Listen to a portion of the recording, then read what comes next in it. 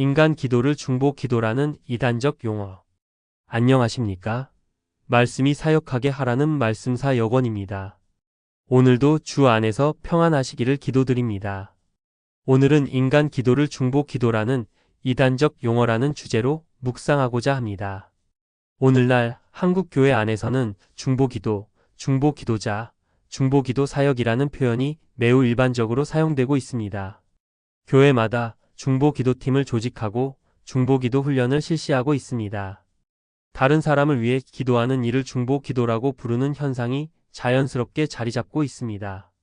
그러나 이러한 용어 사용이 과연 성경적이며 신학적으로 타당한가에 대해서는 깊은 검토가 필요합니다. 신학적으로 성경과 다르다는 이단 소리를 들을 수 있습니다. 기독교 신학에서 중보자라는 개념은 단순히 누군가를 위해 기도하는 차원의 의미가 아닙니다. 중보자는 하나님과 죄인된 인간 사이를 연결하는 존재를 의미합니다. 이는 기독교 복음의 핵심인 예수 그리스도의 구속 사역과 직결됩니다. 인간은 죄로 인해 하나님께 나아갈 수 없는 존재가 되었습니다. 그리고 오직 예수 그리스도만이 하나님과 인간 사이를 화목하게 하시는 유일한 중보자가 되셨습니다. 성경은 분명히 말씀합니다. 디모데전서 2장 5절입니다. 하나님은 한 분이시요. 또 하나님과 사람 사이에 중보도 한 분이시니 곧 사람이신 그리스도 예수라. 중보자라는 개념은 본질적으로 예수 그리스도의 독보적 사역을 가리키는 신학적 용어입니다. 이러한 이유 때문에 인간에게 중보자 혹은 중보 기도자라는 표현을 사용하는 것은 매우 신중해야 합니다. 다른 사람을 위해 기도하는 것은 성경이 분명히 권면하는 일입니다. 사도 바울도 여러 성도를 위하여 구하라고 말씀하였습니다. 그러나 성도를 위한 기도와 하나님과 인간 사이를 연결하는 중보 사역은 동일한 개념이 아닙니다. 인간은 다른 사람을 위해 기도할 수는 있지만 결코 하나님과 인간 사이의 중보적 위치에 설 수는 없습니다. 인간의 기도 자체도 오직 예수 그리스도의 이름 안에서만 하나님께 드려질 수 있기 때문입니다.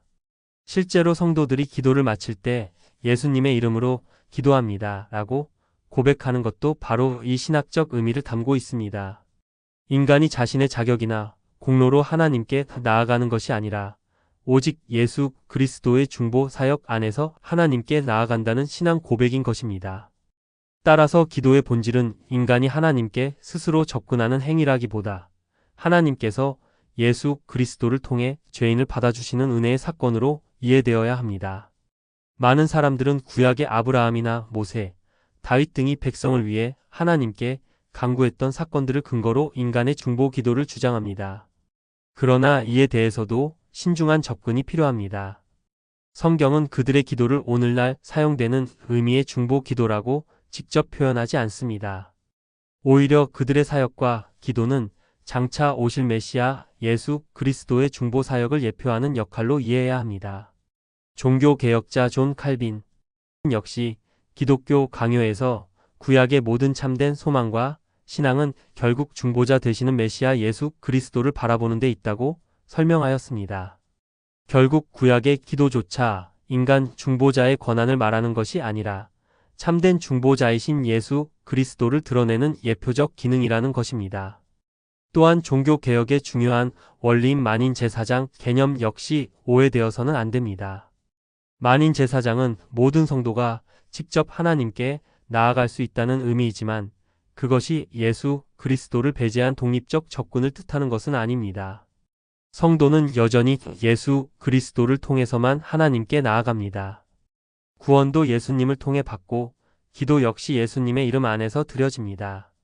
그러므로 인간 스스로가 하나님과 타인 사이의 중보적 위치를 가진다고 주장하는 것은 기독교 복음의 핵심을 흐릴 위험이 있습니다. 성경은 인간이 다른 사람을 위해 기도하는 행위 자체를 부정하는 데 있지 않습니다.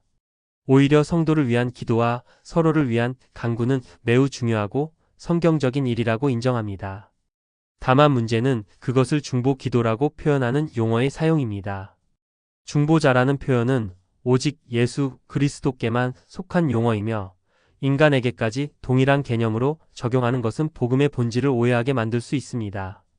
따라서 교회는 인간의 기도를 중보 기도라고 부르기보다 성도를 위한 기도, 서로를 위한 간구, 혹은 도고의 기도와 같음보다 신학적으로 신중한 표현을 사용할 필요가 있습니다.